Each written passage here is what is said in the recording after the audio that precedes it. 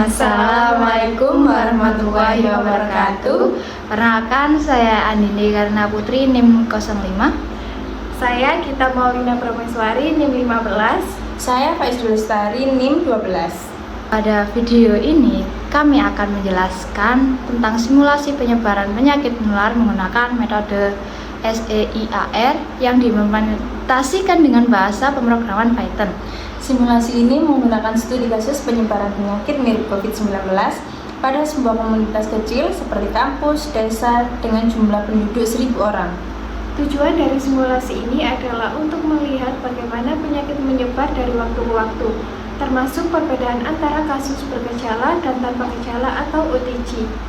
Oke teman-teman, kode ini diawali dengan import NumPy sebagai NP untuk membantu perhitungan numerik pada pengolahan array, serta multipilot PLT sebagai menampilkan grafik hasil simulasi. Selanjutnya didefinisikan model SEIAR yang mempresentasikan model epidermis CIAR di mana variabel Y berisi 5 kompartemen yaitu susceptible S, exposed E, expected I, asymptomatic atau OTG A, dan recover R. Dalam fungsi ini, total populasi dihitung terlebih dahulu dengan menjumlahkan seluruh kompartemen untuk memastikan populasi bersifat tertutup. Laju penularan kemudian terhitung berdasarkan interaksi antar individu rentan dengan individu terinfeksi, baik yang bergejala maupun OTG. Persamaan diferensial yaitu jumlah individu rentan berkurang karena tertular. Individu terpapar bertambah dari yang tertular dan berkurang setelah masa inkubasi. Sebagai individu terpapar menjadi gejala sesuai peluang atau P, sisanya menjadi OTG, dan individu yang bergejala maupun OTG akan sembuh dan masuk ke kompartemen sembuh. Terakhir, seluruh turunan berubah. Setiap kompartemen dikembalikan dalam bentuk array NumPy agar dapat diproses lebih lanjut oleh metode numerik.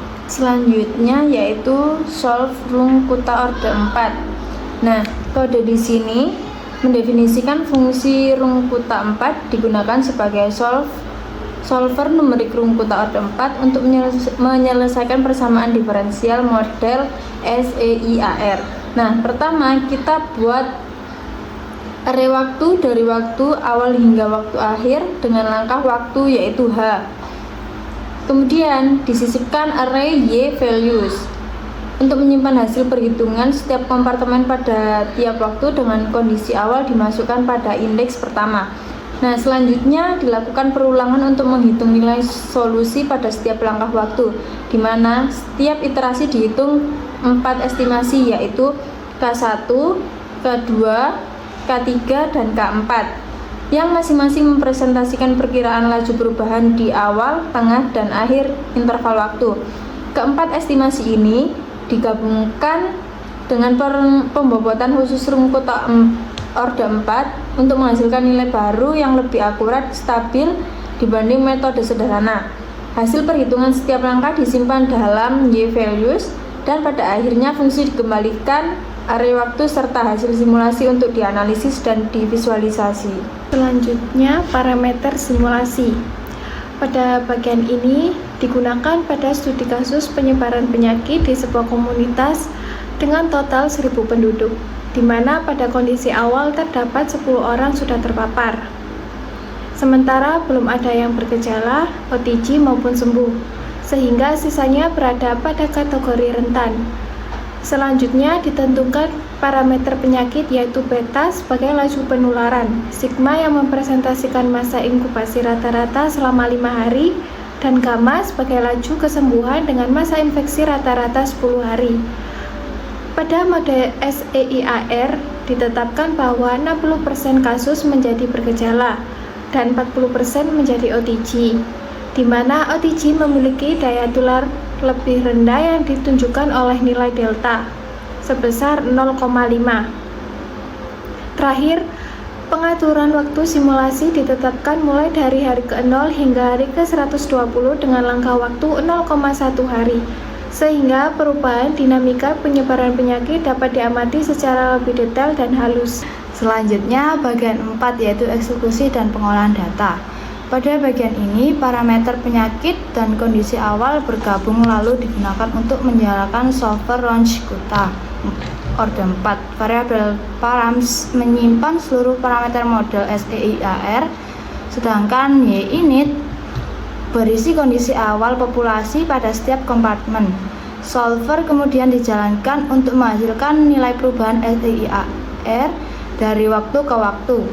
Hasil simulasi yang diperoleh berupa array, kemudian dipisah ke masing-masing variabel agar mudah dianalisis.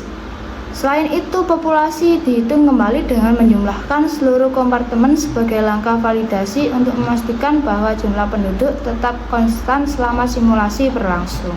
Selanjutnya untuk visualisasinya, kita mulai dengan PLT figur. Nah, di sini kode mengatur ukuran tampilan grafik. Lalu PLT subplot digunakan untuk membuat grafik pertama yang menampilkan dinamika model SEIAR. Fungsi PLT plot ini digunakan untuk menggambarkan kurva SEIAR dengan warna dan gaya garis yang berbeda.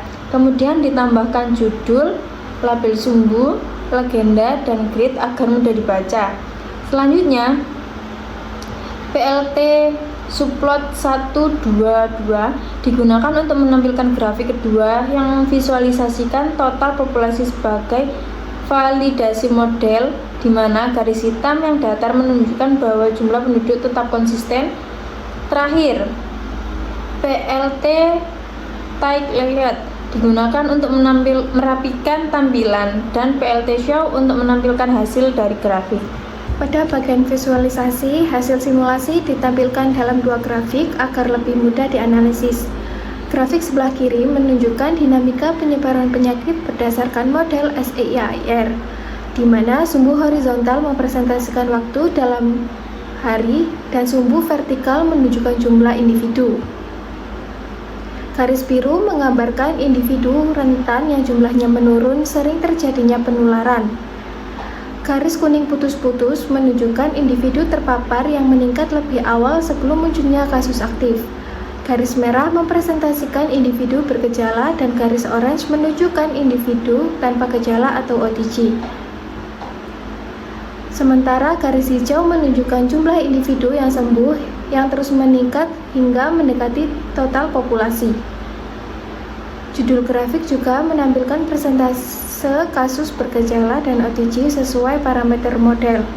Selanjutnya di grafik sebelah kanan digunakan sebagai validasi model dengan menampilkan total populasi, di mana garis hitam yang datar menunjukkan bahwa jumlah penduduk tetap konstan di angka 1000, sehingga membuktikan bahwa model SEIAR yang digunakan adalah closed population dan perhitungannya berjalan dengan benar. Pada kesimpulannya, melalui simulasi metode SEIAR ini, kita dapat melihat dinamika penyebaran penyakit yang memiliki kasus bergejala dan tanpa gejala.